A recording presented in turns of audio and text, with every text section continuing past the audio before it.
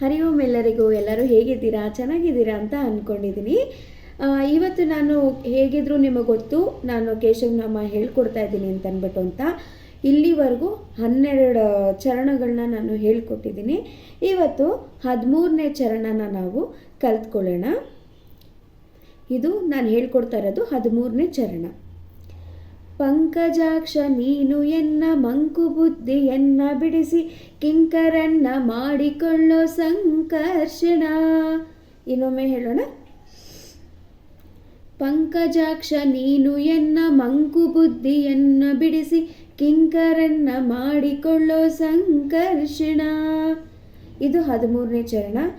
ಈಗ 14ನೇ ಚರಣನ ಕಲ್ತ್ಕೊಳ್ಳೋಣ. ಏಸು ಜನ್ಮ ಬಂದರೇನು ದಾಸನಲ್ಲವೇನು ನಾನು, ಘಾಸಿ ಮಾಡದಿರು ಇನ್ನು ವಾಸುದೇವನೇ. ಇನ್ನೊಮ್ಮೆ ಹೇಳೋಣ. ಏಸು ಜನ್ಮ ಬಂದರೇನು ದಾಸನಲ್ಲವೇನು ನಾನು, ಘಾಸಿ ಮಾಡದಿರು ಇನ್ನು ವಾಸುದೇವನೇ. ಇದು 14ನೇ ಚರಣ. ಈಗ 13, 14 ಒಟ್ಟಿಗೆ ಹೇಳೋಣ.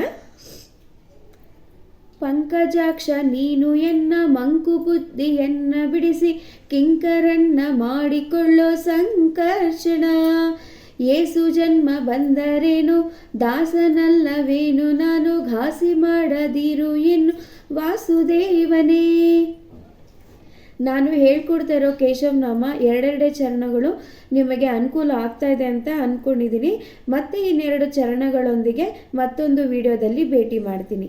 ಎಲ್ಲರಿಗೂ ಅಲ್ಲಿವರೆಗೂ ಧನ್ಯವಾದಗಳು. ದೇವರು ಎಲ್ಲರಿಗೂ ಒಳ್ಳೇದು ಮಾಡಲಿ.